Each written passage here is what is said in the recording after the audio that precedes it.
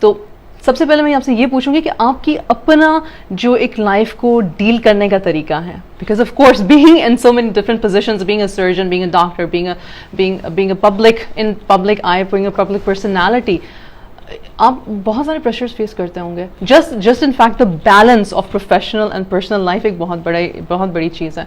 तो आपका मंत्रा क्या है? जी बहुत बहुत शुक्रिया.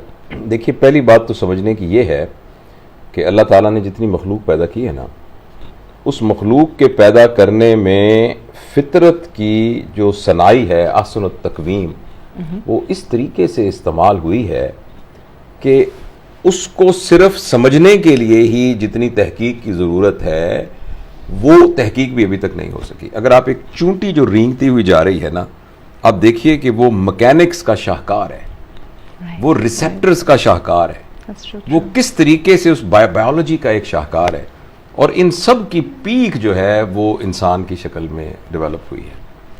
यहाँ एक बात बड़ी ज़बरदस्त है समझने के लिए कि बाकी तमाम जानदारों की ज़िंदगी का जो डायमेंशन है प्रीडोमिनेंट, वो है फिजिकल डायमेंशन.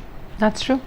जबकि इंसानों की ज़िंदगी की डायमेंशन में फिजिकल डायमेंशन बहुत ही छोटा रोल अदा करती है. बिल्कुल. आप और मैं उस तरीके से तैर नहीं सकते जैसे मछली तैरती है. आप और मैं उतना तेज भाग नहीं सकते जितनी तेज एक चीता भाग रहा है.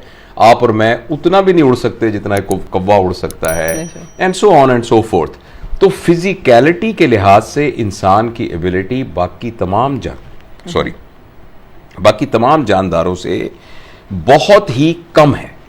अब आप देखिए ना, मैं आज कमरे में कुछ स्मेल आ रही हो तो हम महसूस कर सकते हैं, खुशबू आ रही हो तो महसूस कर सकते हैं. बहुत से जानवर ऐसे हैं कि जिनकी सूंघने की ये सलाहियत हमारी सलाहियत से हज़ारों गुनों ज़्यादा बेहतर है. इसी तरह देखने की सलाहियत, सुनने की सलाहियत. तो इसका मतलब ये हुआ कि फिर ahsan तकवीम में इंसान सुपीरियर कैसे हुआ बाकी तमाम जानदारों से? वो इसलिए सुपीरियर हुआ कि फिजिकलिटी को सिर्फ 25% वेटेज दिया गया है.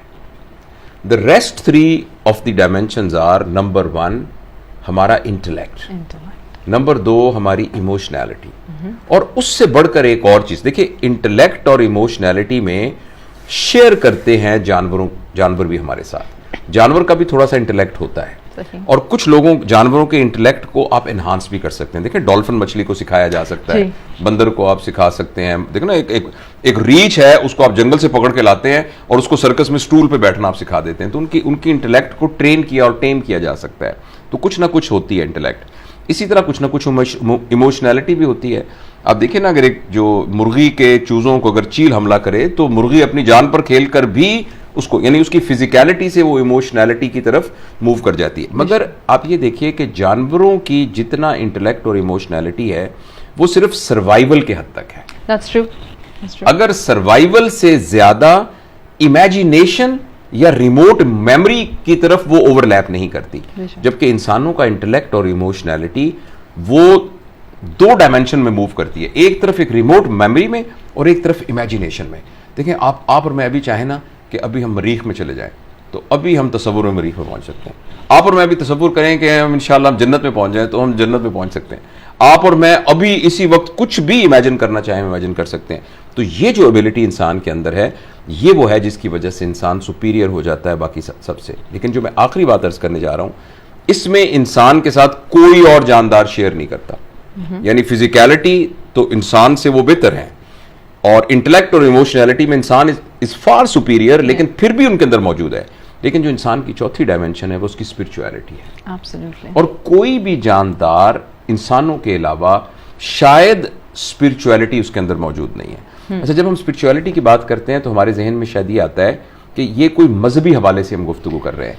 लेकिन यहां स्पिरिचुअलिटी से मुराद ये है कि what is my purpose of life.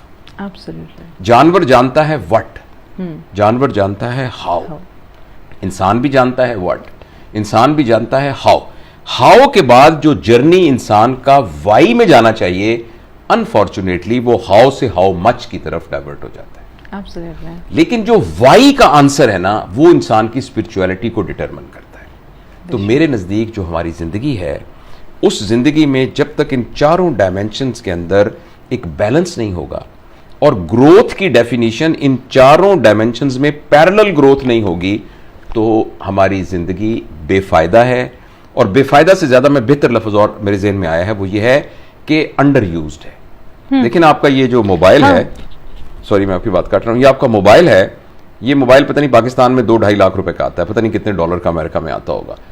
इसमें आप एक्सेल की फाइलें बना सकते हैं, वर्ड का आप सारा डाटा रख सकते हैं, अपनी पिक्चर गैलरी बना सकते हैं, इस पे हेल्थ का रिकॉर्ड रख सकते हैं। इसमें बात हो सकता है शायद आप अपना कोई सॉफ्टवेयर लगाकर अपना पल्स ऑक्सीमीटर भी इसमें लगा सकते हैं। लेकिन अगर आप इस फोन से सिर्फ फोन कॉल करें और मैसेज करें और सेल्फी खींचें तो हमें लोग स्टूपिड कहेंगे।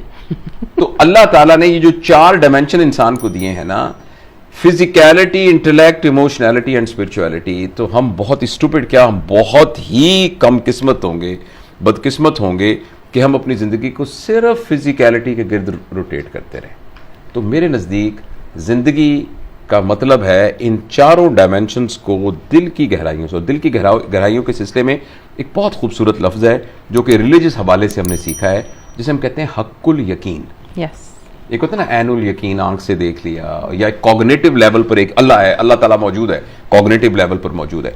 एक है हक्कुल यकीन, यानी नो डाउट एट ऑल, मुझे अपने दिल में पता है कि जिस तरह से आप मेरे सामने इस तरह मौजूद हैं, आपको लोग कसमें खाते रहे कि इरम नामी कोई खातून यहां मौजूद नहीं है, तो मैं कभी भी उन बातों को नहीं, और चाहे जितने मुकद्दस लोग कसमें खाते रहे, बिकॉज मेरे आपके बारे में मुझे ये हक्कुल यकीन है कि आप एक इंसान, एक शख्सियत सामने बैठी हैं। इसी तरीके से इन 4 चीज़ों के बारे में हक्कुल यकीन के तौर पर अंडरस्टैंडिंग हो, और उस अंडरस्टैंडिंग के बाद हमें वो स्किल्स आती हों जिनके हम तहत हम इन 4 चीज़ों को ग्रो करें।